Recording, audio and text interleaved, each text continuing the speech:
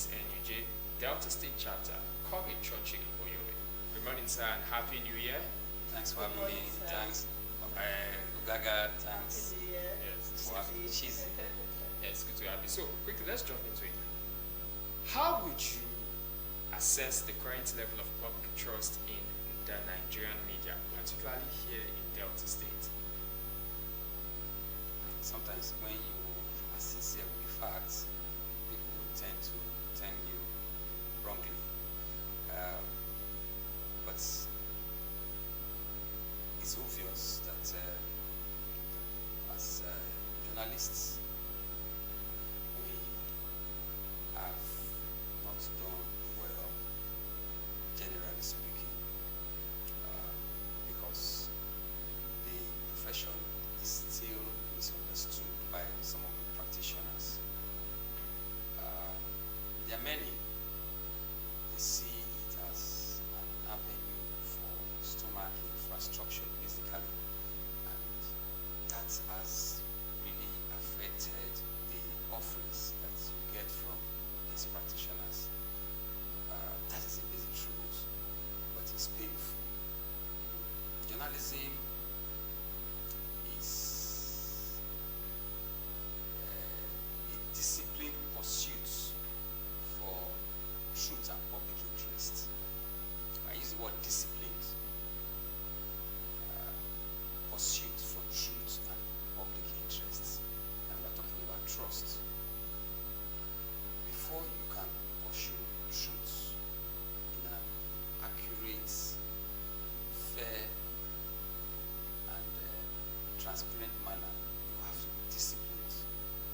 And in order for you to be disciplined, you have to be trained in the acts of journalism. Many of the people practicing journalism today do not have discipline in them. That's why you see the kind of journalism I practice as what I would term enemy benefice. So it has sort of eroded that public trust in the profession.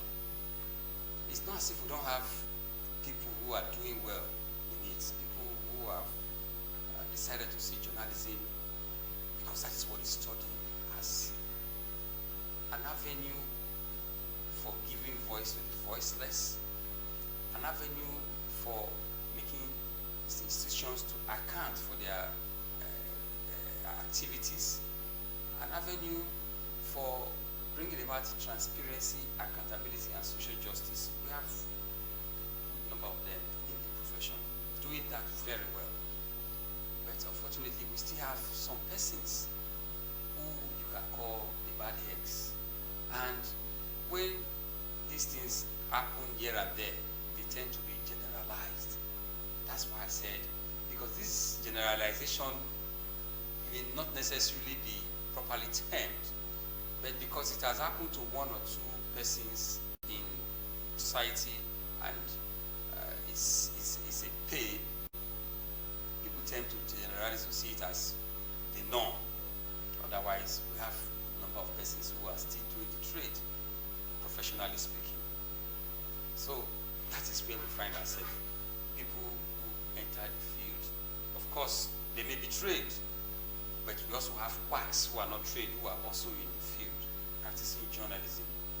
And they have not seen it as the disciplined pursuit for truth and public interest, but merely for stomach infrastructure. Sorry, please, where does the union come in holding its members accountable when you talk about this discipline and all of that? Yeah, the union is there to actually moderate the activities of its members. It has been so from time immemorial. Journalism started, let's not say immemorial, it started in Nigeria in 1955. So it's some years back.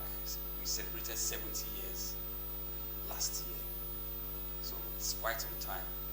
But then we are guided by ethics. Ethics are not enforceable. Okay. So that is the basic challenge that we have as a union. need more than ethics to moderate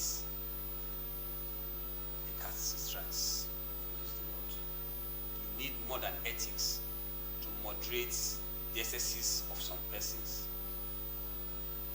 We need to back ethics with law. Ethics become meaningful.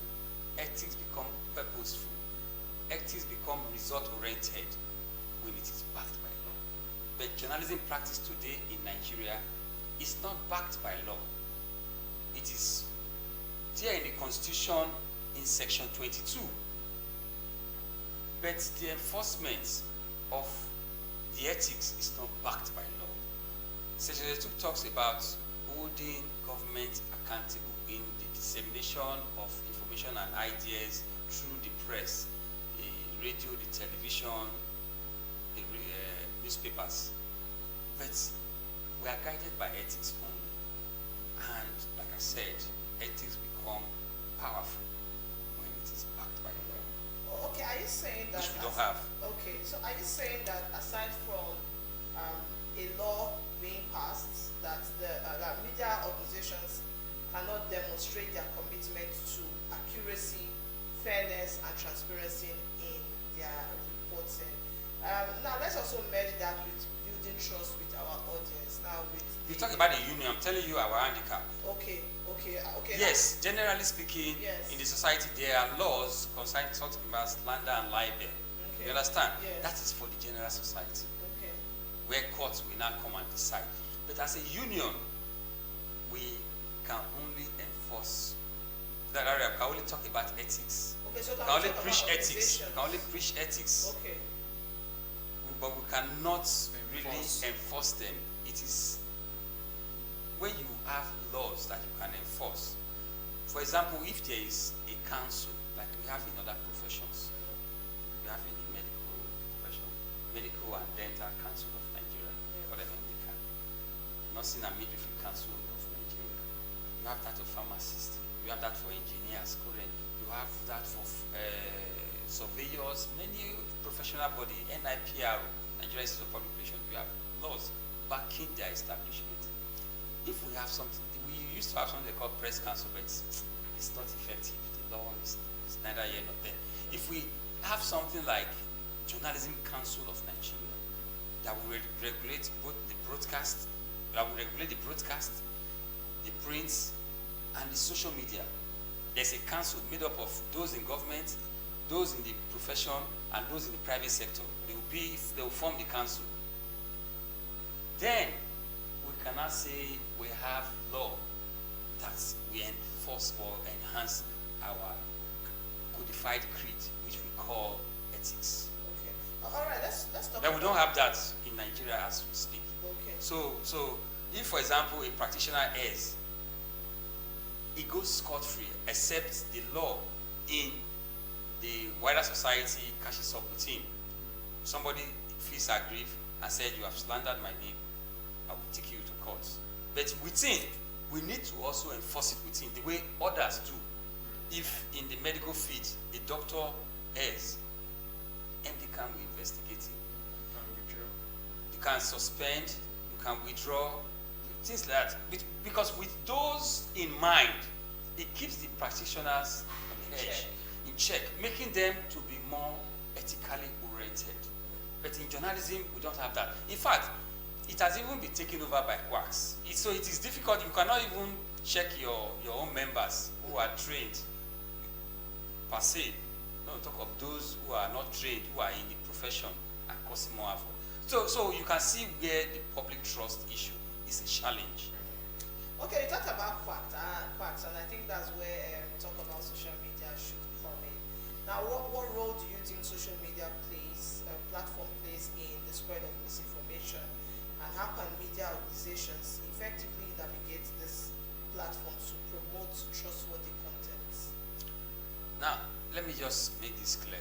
Social media is one of the three genres of journalism. You have the broadcast made up of radio and television. You have the print, the hard copy. Yes. And social media is a combination of these two Yes. in what do they call combination of these two in the World Wide Web. So it is not the property of quacks. I must clarify that. That's why when it was evolving, we were encouraged. We who are trained practitioners were encouraged to inculcate the social media in our offerings. Today, most mainstream media, they call them traditional media, the radio, the television, the newspaper, they now have their social media arms. So it is not like when you say social media, you're talking about the domain of quacks. So it's Yes, it's been quacks, hijacked. quacks might have hijacked it early enough and even perpetrating themselves there now, Okay. but it is not their domain. It is just that there is no law regulating the activities of journalism, including journalism in the social media in Nigeria, and we need those laws urgently. Okay. So do you think misinformation and fake news have overshadowed the credibility? Because we're talking about quacks, but the fact that they are quacks does not mean that they are also journalists of integrity, diligent journalists. But do you think that with all that's happening, misinformation, fake news, it has overshadowed the credibility of trained journalists? And if you think so, how can this be corrected? Well, there is no profession where you don't have what they call mixed breed. You have the good, the bad, and the ugly. Journalism is also affected. There are those who do not deliberately misinform. That's what we call disinformation. They deliberately do it. Some do it without knowing. That's what we call misinformation. So they are just there. Some of them do it to gain clicks, Traffic. to get their stories strength, Yes. traction, and the rest. So it's all there. The professionals are doing it. The non-professionals are doing it. So it's something that is a challenge, and it's also eroding the kind of trust that you So have. how can it be corrected? Well, like I said before, there's no profession that does not have this kind of. Or how can it be mitigated? It can be corrected. I've said it before. Yes. It can be corrected when we submit ourselves to regulations. It is not easy. Some people will feel that, oh, journalism is not supposed to be regulated. They will now be thinking alongside the earlier thought process for journalism practice, which is hinged on a libertarian system of journalism. You remember, we talked about theories of mass comm. There's what they call the libertarian theory of mass communication that talks about freedom unhindered. But we all know that there is nowhere in the world where you have absolute freedom. You hear your own stop, that's where another begins. So, to that extent, libertarian theory did not see the light of the day. And there is what we are now accepting as more meaningful, which is the social responsibility theory, that it is better for you to, in practicing journalism, to see yourself as part and parcel of the society. So that whatever you are doing, You know that the effects will come back. you know that the effects will affect you, will affect your loved ones, will affect your community, and as long as you are part of that community, you have to exercise restraint in whatever you give out. So, to a large extent, the social responsibility theory, it has been the middle way between libertarian theory and the other extreme end of Soviet socialist theory, or what they call in modern day, I've forgotten the name, but it's another pro-government, the other extreme of government, where you have to be on one side, one-sided. You have to be guards complete authoritarian theory. I remember now. The authoritarian theory. Okay. So what I'm saying is this. We need to be moderated. And that moderation is what will now bring about that consciousness of balancing. There is need for balancing in whatever you are doing. When you talk about objectivity as a concept in journalism, it encompasses objectivity, factuality, neutrality, and balance. So all this put together is what we need to, on a daily basis, be moderating what we give at as journalists. We need to be moderated. Through the codified grid called ethics, but made more enforceable through laws. So we need to submit ourselves to moderation, like other professionals are doing. We have not submitted ourselves to moderation, and there have been several attempts since I started practicing journalism over 25 years ago. There have been several attempts to moderate journalism in Nigeria, but unfortunately, some persons usually see it as a deliberate ploy to gag the press. No. The way it is now, it is being abused even by practitioners. But if you submit yourself to moderation, it means that there will be a council that will be regulating the practice of journalism in Nigeria, right from the training institutions. For example, there is this Nursing and Military Council of Nigeria. They will determine the number of nurses you will employ, you admit into your institution, based on the facility that you have. The same thing with medicine, pharmacy, all over. That's part of the moderation we're talking about. And even after you have graduated, you still have to go for what they call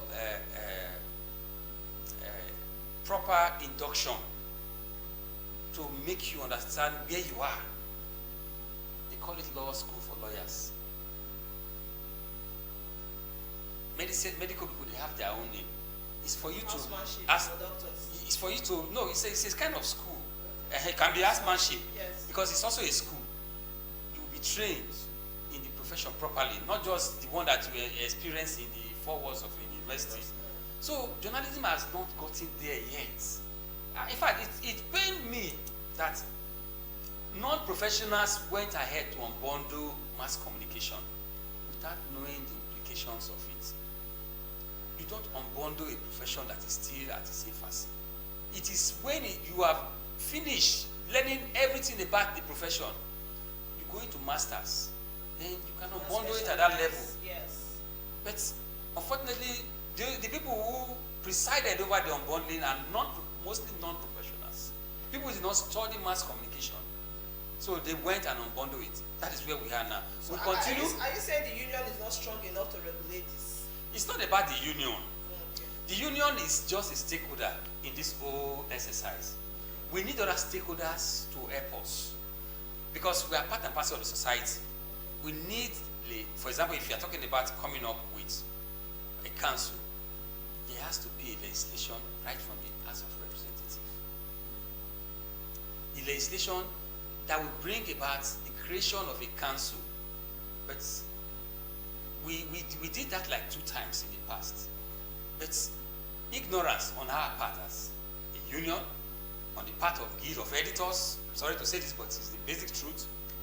We allowed ourselves to be used by Newspaper Proprietors of Nigeria, those who employ journalists and other persons, Broadcasting Organization of Nigeria, private owners of, and government and private owners of broadcast institutions, or no, broadcast outfits in Nigeria. You know why I'm saying this?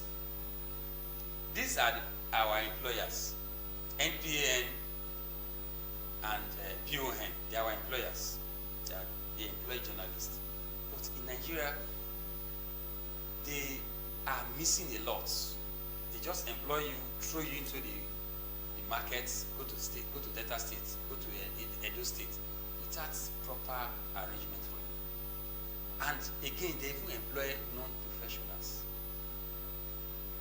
people who did not study the course. Once you just have flair for journalism, or you can be trained and you will not be deployed, you just be given some kind of ad hoc training, 1 week, 2 weeks, 3 weeks training, 3 months training, and they'll send you to the field without proper indoctrination that you would have gotten if you had gone to a university for 4 years at least. They will now put everything in you within 3 months at most. That is if they can sacrifice 3 months, and they will not send you to the field. Worst of all, no accommodation, no letter, for example, no formal letter. They just give you introduction. Go and go to Delta State and introduce yourself as the correspondent there. These people are not paid salaries. And you see, when they come here, they don't know anything about ethics. It's how to feed, how to survive. Because of the way they were sent out. Because of the way they were sent out. But if we have a council will not only talk about how you train them. These are the numbers of persons you can take as a university based on your infrastructure, based on the facilities that you have. The council will also ensure that when you employ these people, you take care of them. There must be minimum standards. One of them in Nigeria here, we celebrate him a lot. He has a television station, he has a newspaper. He went to South Africa to try it. He was sent packing. Because there, they have laws that protect the practice of journalism. They have laws there. Things are not just done. But here, journalism is helpless. No law backing the practice of journalism. It's not about just welfare alone. The truth is, when it is properly regulated, you will see the offerings matured. People will be forced to learn the trade in depth, so that when they are making stories, the stories will be stories that are accurate, verifiable, and responsible. That's why I said journalism is a pursuit of truth and public interests in a disciplined way. You cannot pursue it if you are not disciplined, and you cannot be disciplined if you are not trained. So we need that council to ensure that journalism is regulated in Nigeria. Okay, so now then, Section 39 of the Constitution talks about freedom of expression and publication and things like that. That is for all Nigerians. It's for all Nigerians. People tell you that they want to restrict freedom of expression and the rest. No. It's because they are running away from their responsibility.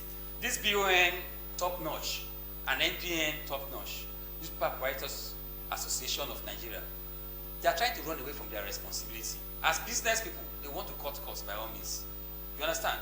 And you don't blame them. They want to cut costs. They don't want to be paying salary. If it's possible, they don't even want to pay. Most of them don't pay salary. And that is killing the profession.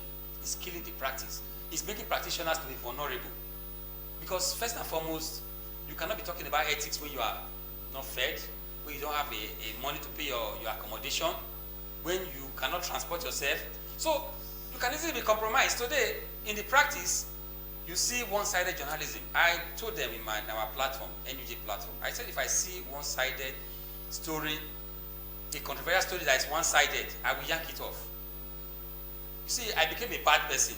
But as a professional, if you see a one-sided story, you must make effort to balance it. You must make effort. Don't say, because this person did not call a press conference, let us do it. If he pains him, let him call a press conference. No.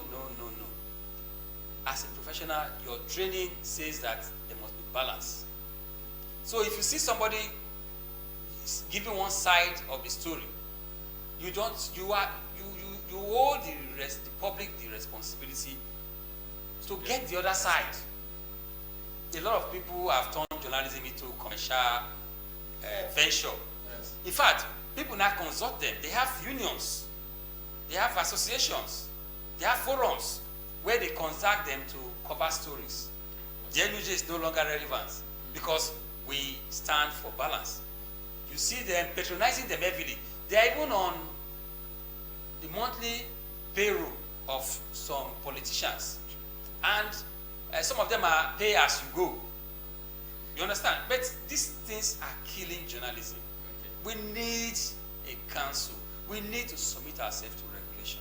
Okay. So now, with your office as NUJ chairman, Delta State Chapter, and with what you've said about the professionalism and all of that, does the Delta State Chapter of the NUJ have plans of training, reorientation of its professionals to uphold the standards of journalism in this new year?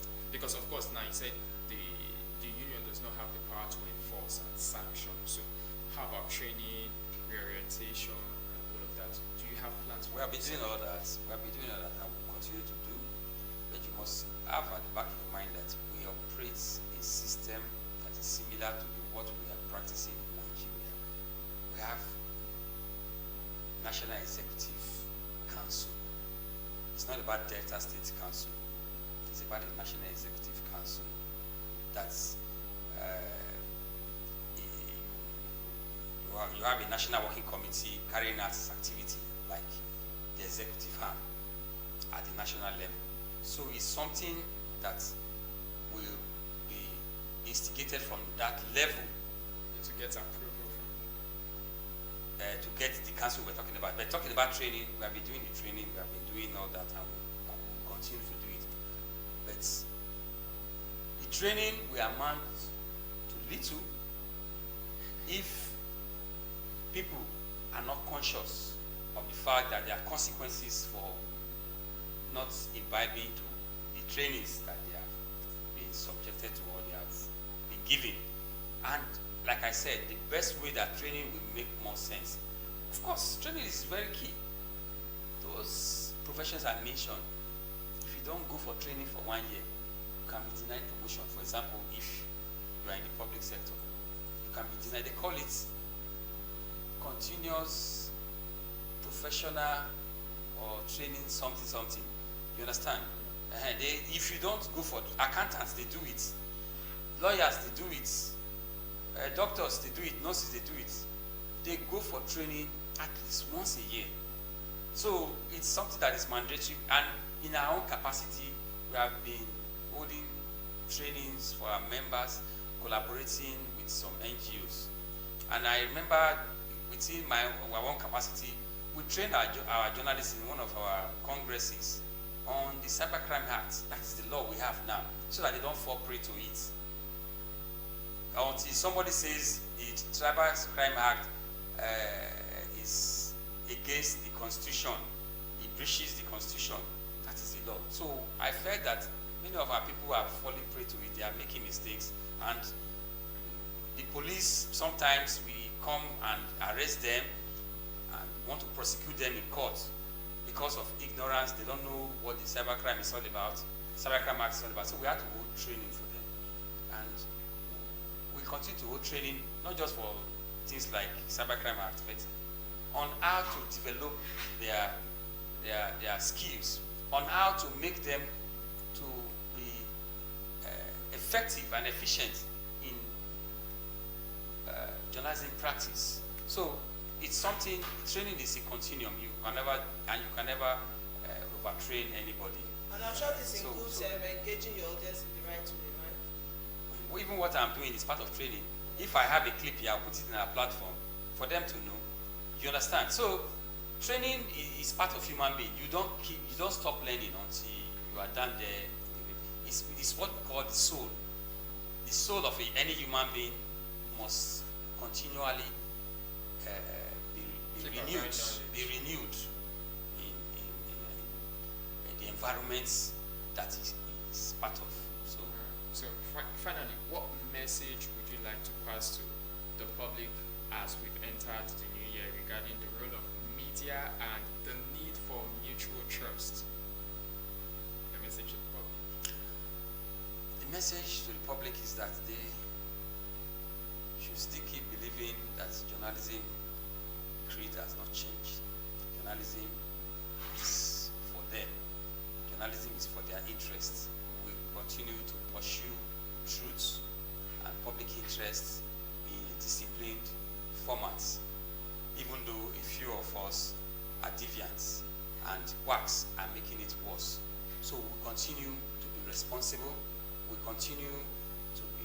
transparent, accountable to the society, and that is our calling. We will not backtrack. We need their support, and by God's grace, we will get to a higher pedestal where journalism will be better moderated for greater societal benefits. All right. Amen. I think we have to say amen. All right, thank you very much, sir, for sharing your insights and for the work you continue to do in strengthening journalism in Delta State and beyond. Now, that was the chairman of the Nigerian Union of Journalists, Delta State chapter, speaking on the topic, rebuilding public trust in the media in the new year. As citizens, journalists, and media consumers, the responsibility of promoting truth, accountability, and credibility rests on us all. So let's do what to do our part. Avoid the misinformation. Stay clear of disinformation. If you cannot, because truth now is we're all, most of us have access to social media. So you get a news story. If you cannot confirm it, stop forwarding. There's some messages, even WhatsApp tells you forwarded many times. You've not confirmed the story. And then at the bottom you say forward to 10 more people. So please, let's try to confirm. If you know you cannot confirm and independently verify that story or the source, it's better you do not spread it. Because at the end of the day, it might just be spreading